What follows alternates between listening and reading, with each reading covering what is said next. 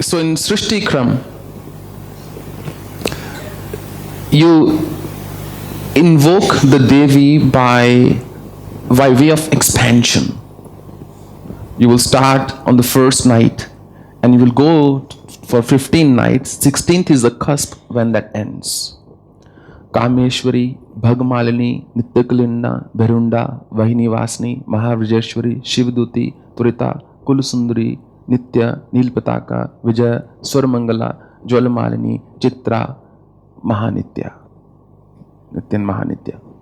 15 Devis. Each night you invoke one Devi. And on the 16th you invoke the Devi, Mother Goddess. Her appearance is momentary. Only an extraordinary practitioner can hold the form of Devi for any more than a moment, because she is in the cusp of that date. There is no 16th date as such. It only comes for a very short period. For a sanyasi, for a renunciate, they are not really supposed to fulfill their desires. They're not supposed to keep the desires in their heart and go after them like a householder would. So they go for what's called Sanghar kram. Sanghar is destruction, the sequence of destruction. Householders would go for the sequence of creation. In sequence of destruction, the process is reversed. And then there is a sthiti kram. Sthiti kram is to sustain. Srishti kartri brahma rupa goptri govinda rupini Sangharini rudra rupa tirodhan karishwari Sada Shiva anugrada panchakritya parayana. That Devi alone assumes the form of Brahma and creates as Brahma. She assumes the form of Vishnu and sustains. She assumes the form of Shiva and destroys.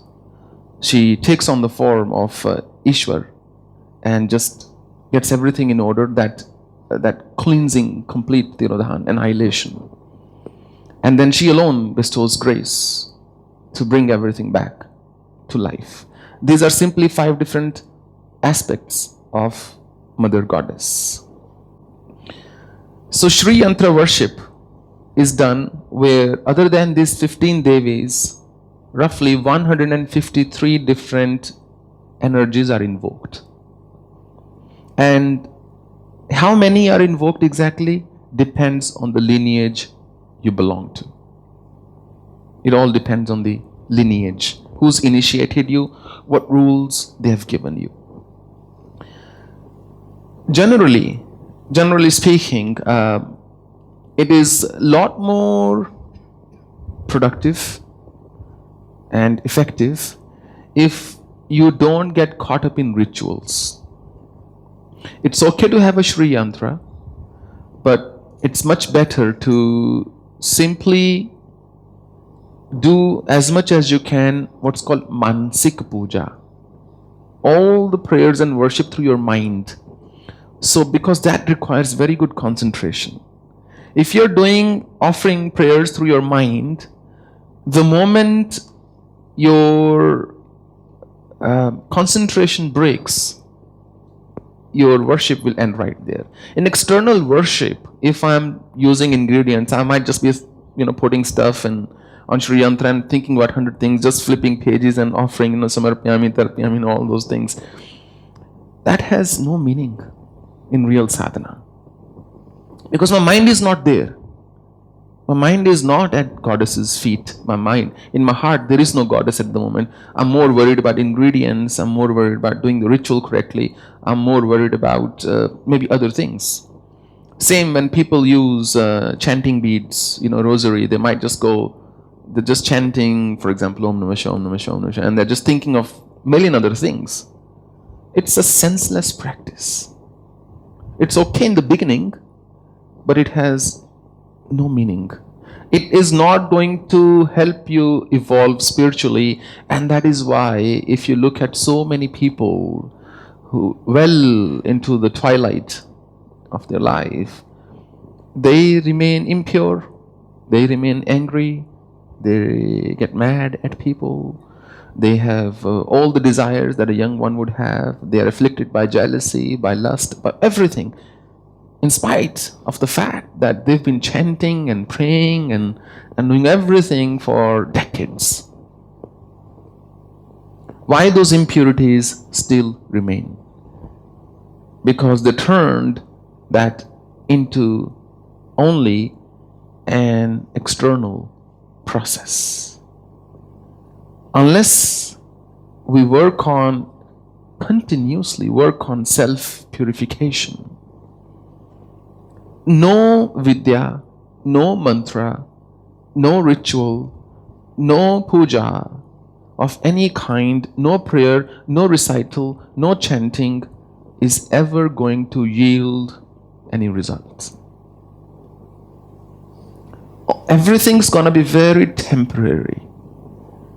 You might come here, feel good for a few days or a week or two, you go back. The moment you're out on the main road, and old tendencies will come and start grabbing you again. By the time you go back to the world, the challenges are against you. You're up against all those challenges again. So I am not against rituals at all.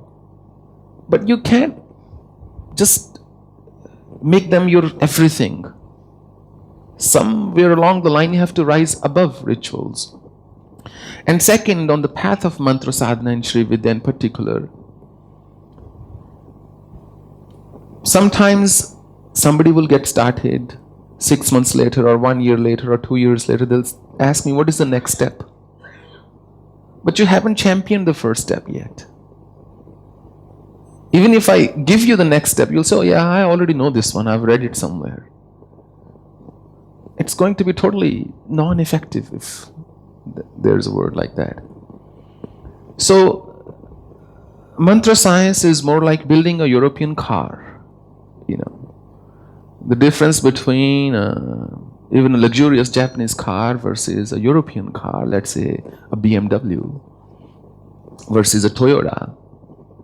You see, when you drive a Japanese car, every new model will give you a new feeling. If you were to blindfold you, which you don't need to do that if you're driving on Indian roads, if we were to blindfold you and say, put your foot down, you won't be able to tell which car you're driving. But every European car, from my experience, gives you that feeling which is very unique to that brand. You can close your eyes and drive and you will say, oh, this is a BMW, this is a Mercedes, this is a Porsche, and this is so on, whatever.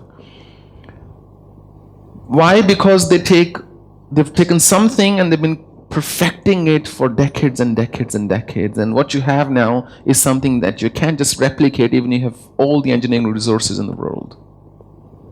What they make in BMWs only they make. What they make in Mercedes only they make. Other companies, even with a whole lot of wealth and talent, cannot replicate. They cannot say, oh, we'll just put together this engine. Similarly, on the path of Sri Vidya, it's not about doing more of it or doing something else. It's only and only about continuously perfecting to a degree where you just sharpen that one arrow and you have practiced and practiced and practiced and practiced and practiced, and you're just going to dislodge it or launch it once from your bow, and it's going to go right to the target. It's going to pierce the target because before that one arrow you have practiced 1,000,000 times. That is the core requirement of success on the path of mantras in Sri Vidya. That I am going to keep perfecting it. And Sri Vidya can be practiced, one of the rare Tantric Mahavidyas that can also be practiced the Vedic way, which involves Shri Suktam. Shri Suktam is a prayer of Devi that has 16 verses. 16 Devi, 16 verses, 15 dates, 16th is a cusp. So you invoke 16 Devis with Shri Suktam. You call Devi, it's called Shodashopchara, 16 different offerings to Devi Each one is done with one different verse. That pretty much is what Sri Vidya is. The one who masters Sri Vidya, he or she will truly become the Devi. Because remember, it's a tantric prayer, tantric method, which means eventually when you succeed, you are going to become what you have prayed to. You're going to become that Devi, that energy, or that Devata is going to come inside you and live in you forever. There are 5 types of tantras. One is called Vaishnav tantras. That's only about praying to Hari, Sri Hari, Bhagwan Vishnu, from a tantric perspective. Second is called Shaiv Tantra, invoking Shiva from a tantric perspective, so Shiva comes and lives in you. Third is called Shakt Tantra, invoking Devi. So Sri Vidya falls in the third category. And fourth is Saur Tantra. Saur is solar, sun. If you can, for example, meditate on your Manipur chakra, your solar plexus, your intuition and your healing power is going to increase exponentially. One way to sharpen your intuition is to meditate on your Manipur chakra. And fifth tantra is called Ganapatya Tantra, which is Ganesha, Ganapati. All my life I've done Tantra sadhana across all 5, using various schools which I talked about the other day, which is not really relevant right now, whether that's Dakshinachar, Vamachar, Kolachar, Samyachar, Mishrachar or Divyachar.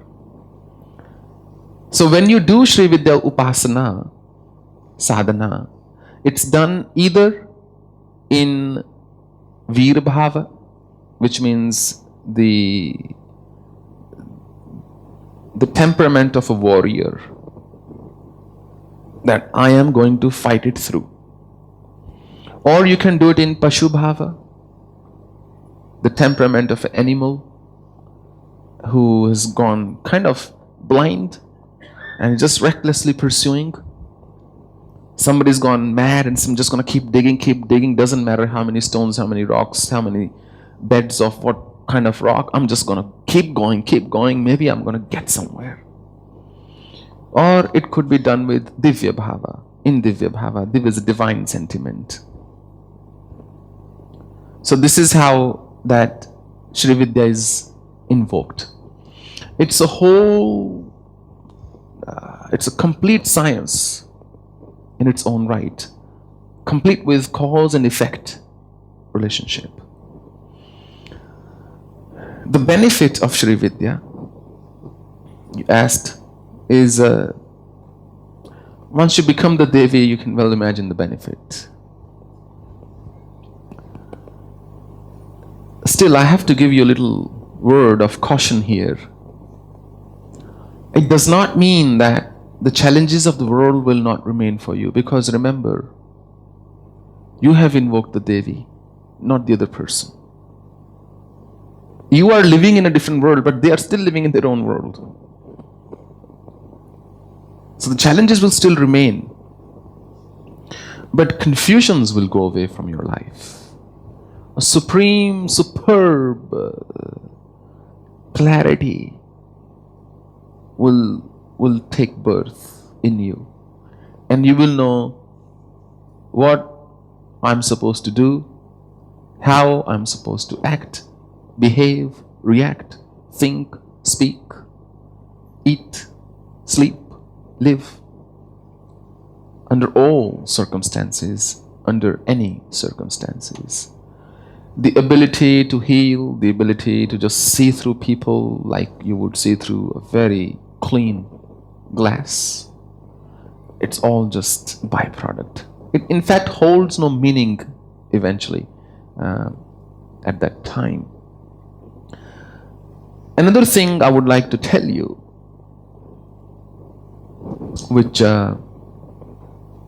please pay attention to this because it's very important. It's so easy to get fascinated hearing some esoteric stuff or something you have to do in the woods or some yantra and all those things, and hearing all this mystical stuff. It's very easy to get fascinated and think, yeah, forget Krishna, forget Hari, now I'm going after Devi, I'm going to Sri Vidya, or I'm going this way.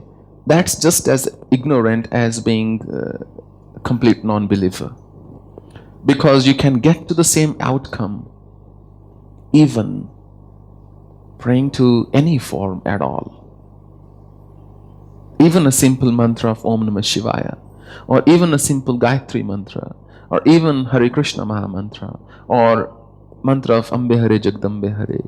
All of these are capable of invoking in you the same dormant energy that's lying inside you. It's not just Sri Vidya. What does happen is the kind of newness you're able to retain in an elaborate worship, which may or may not be tantric, helps you remain focused a bit more. My first vision of God, my first vision of Kali, and before then had nothing to do with Sri Vidya. The first siddhis that came had nothing to do with Sri Vidya. My first experience of deep samadhi had nothing to do with Sri Vidya. So what I want to say is, don't make your faith so shaky that somebody says, oh, now Sri Vidya, so this is in fashion, okay, I'll start doing this now. People think some weird sounding mantras have some special powers. No. It all depends on how much effort you have put in invoking a mantra, how much faith you have in your guru, in your lineage, and truly, at the end of the day, what exactly are you expecting from your mantra? That clarity needs to be there. And if you truly want to have peace of mind and succeed in your life, first of all, work, give the best you can to your effort in terms of your karma. And secondly, equally importantly, keep it simple. As it is, there is enough confusion. When I was in the woods, I used to do my puja on Shri Yantra. But my puja was all Mansik. I would do my nyasa and I would do my mudras, hand locks, and various, placing the mantra throughout your body. And Shri Yantra, I would just do the whole. It's called Avarana Puja. Avaran is a cover. So mantra has many levels, cover, and you have to go inside or go from inside to outside depending on how you are praying or worshipping. So I used to do full Avaran Puja, and that used to be a 45-minute process. But there were no ingredients. Even if I wanted, I couldn't have kept any ingredients because the rats would just destroy everything. So all I did was I just sat down and I went into intense meditation and did all my prayer after the initial puja, 45 minutes, in that mode. And that got me all the benefits ever stated in all the scriptures. You name it. So that's something to keep in mind, that don't give up your current practice just because you've heard something more fascinating. Stick to it, polish it, perfect it, champion it, master it.